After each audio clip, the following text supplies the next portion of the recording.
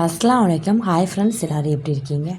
இப்போ வந்து வாங்க நம்ம வந்து சூப்பரான ஒரு ரெசிபி பார்க்கலாம். இது வந்து டிஃப்ரெண்ட்டாக இருக்கும். அதுக்கு நம்ம சேனலை பார்த்தா புதுசாக பார்க்குறீங்கன்னா சப்ஸ்கிரைப் பண்ணி வச்சுக்கோங்க, லைக் பண்ணுங்கள், ஷேர் பண்ணுங்கள். ஃபஸ்ட்டு வந்து அதுக்கு பார்த்திங்கன்னா மீனுக்கு வந்து கொஞ்சமாக வந்து புளி தண்ணி, அதுக்கப்புறம் வந்து பார்த்திங்கன்னா மீன் மசாலா தூள் இருக்குல்ல, அதை போட்டுட்டு குழம்பு மசாலா தூள் கொஞ்சம் ஒரு ஒரு ஒரு ஸ்பூன் போட்டுட்டு, மீன் மசாலா தூள் ஒரு ஸ்பூனு, அது பார்த்திங்கன்னா காஷ்மீர் மிளகாய் தூள் வந்து ஒரு அரை டீஸ்பூனு, கொஞ்சமாக வந்து இஞ்சி பூண்டு பேஸ்ட்டு ஒரு அரை டீஸ்பூன் வந்து போட்டுட்டு, கொஞ்சம் தேவையான அளவு உப்பு போட்டு நல்லா வந்து மேரினேட் பண்ணிவிட்டு, அது வந்து ஒரு அரை மணி நேரம் கிட்டக்க வந்து ஊற வச்சுருங்க. ஊற வச்சுட்டு பொரித்து எடுத்தீங்கன்னா அவ்வளோதான், அந்த ப்ராசஸ் வந்து முடிஞ்சிடுச்சு.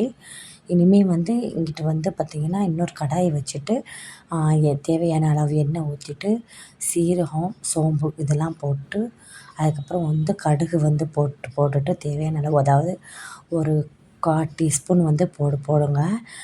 சீரகம், சோம்பு, கடுகு எல்லாம். அதுக்கப்புறம் பார்த்திங்கன்னா வெங்காயம் வந்து ஒரே ஒரு வெங்காயம், ஒரே ஒரு தக்காளி, இதுதான் நான் வந்து எடுத்துக்கிட்டேன்.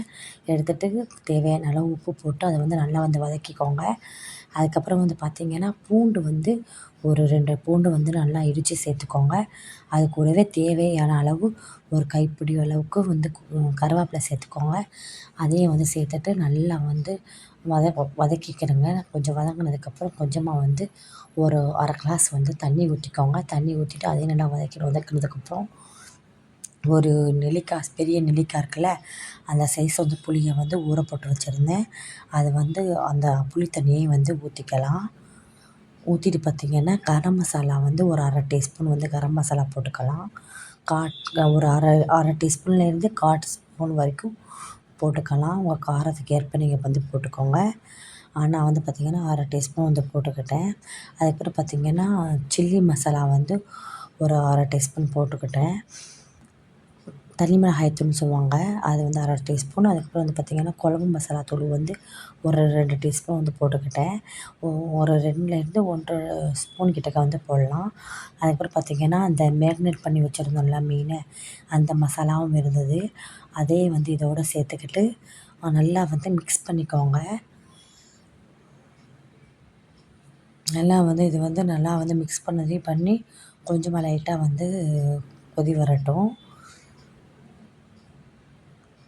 இது வந்து பார்த்திங்கன்னா ரொம்ப நல்லாயிருக்கும். இஃப்தாருக்கு கூட நீங்கள் வந்து செஞ்சு சாப்பிட்லாம். ரொம்ப சூப்பராக இருக்கும். டிஃப்ரெண்ட் மெத்தடில் நீங்கள் வந்து ட்ரை பண்ணி பாருங்கள். இது வந்து ஸ்பெஷல் மீனான்னு சொல்லுவாங்க.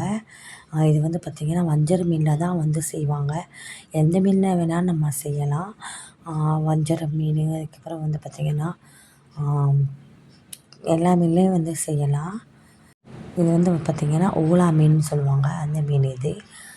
ரொம்ப சூப்பராக இருந்துச்சு. கண்டிப்பாக நீங்களும் வீட்டில் ட்ரை பண்ணி பார்த்துட்டு எங்களுக்கு வந்து ஃபீட்பேக் வந்து தெரிவிங்க, இப்படி வந்துச்சுன்னு சொல்லிட்டு. மேட்டாப்பில் கொஞ்சமாக வந்து கொத்தமல்லி தழை தூவி வந்து பார்த்திங்கன்னா இறக்கிடலாம், அவ்வளோதான்.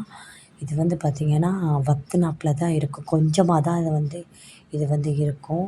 ஆனால் சாதத்தோடு போட்டு பண்ணி சாப்பிடும்போது ரொம்ப டேஸ்ட்டாக இருக்கும்.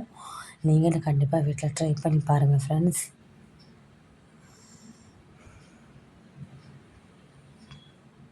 பாருங்கள்ல, அவ்வளோதான், நல்லா கொதிச்சு வந்துருச்சு. இப்போ வந்து லாஸ்ட்டாக கொத்தமல்லி தழை தூவி ஸ்டவ்வை வந்து ஆஃப் பண்ணிட வேண்டியதான். ஒரு 5 மினிட்ஸ் மட்டும் இருக்கட்டும். கொத்தமல்லி தழை தூவிட்டு 5 மினிட்ஸ் மட்டும் இருக்கட்டும். பாருங்கள் எப்படி இருக்குதுன்னு சொல்லிட்டு.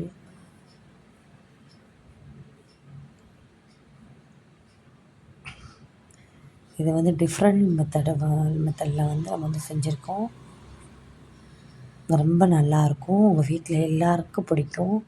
கண்டிப்பாக செய்து பாருங்கள். கண்டிப்பாக இந்த இஃப்தார் டைமில் கண்டிப்பாக நீங்களும் செய்து பார்த்துட்டு எனக்கு வந்து கீழே வந்து ஃபீட்பேக் தெரிவிங்க, உங்களுக்கு எப்படி வந்து சொல்லிட்டு. ஓகே ஃப்ரெண்ட்ஸ், இந்த வீடியோ ஃபுல்லாக பார்த்துருப்பீங்க. பிடிச்சிருந்தால் லைக் பண்ணுங்கள், அண்ட் சப்ஸ்கிரைப் பண்ணுங்கள், அண்ட் ஷேர் பண்ணுங்கள். Okay friends, bye. Thanks for வாட்சிங்.